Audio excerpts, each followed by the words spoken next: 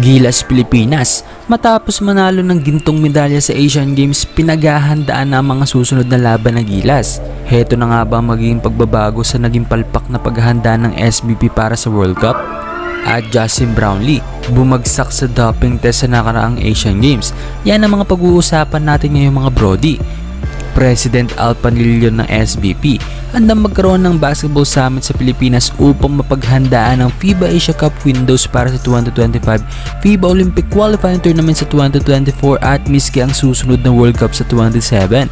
Hinamon din ni Vice Chairman Bobby Rosales ng PBA si Al Panlilio na ipresenta nito ang mga plano niya para sa Gilas sa nakaraang press conference.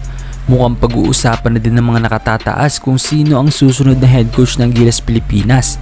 Matapos sabihin ni Coach Tim Cone na tanging sa Asian Games lamang ito magko-coach at hindi sa mga susunod na laro ng Gilas.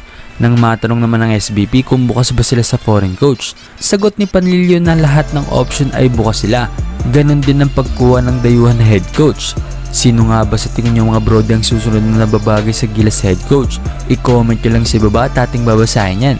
Pero heto mga brody niretweet ni Al Francis Chua ang post ng isang fan sa Facebook na may caption na may mas alam talaga sa basketball sa Al Francis Chua at Tim Cone kaysa kay Al Panlilio at Chot Reyes nang maging successful ang kanilang kampanya matapos nilang maging parte ng Gilas sa nakaraang Asian Games.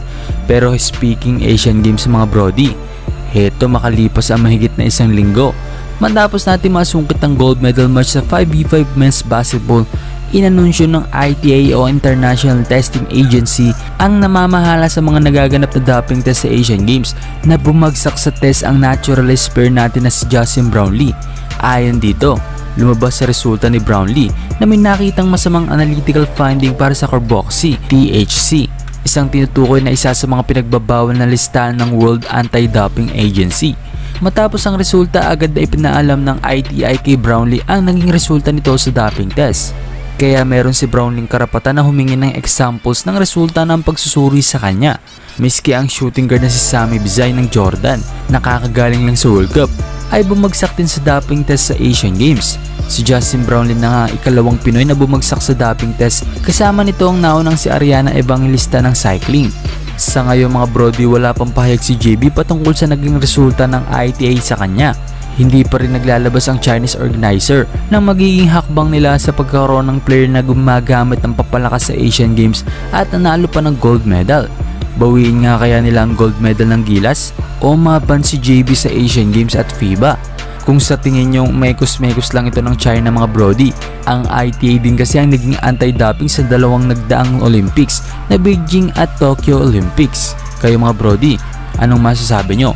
Komento nyo lamang sa baba at ating babasahin yan. This is Zero Buckets. Bye bye.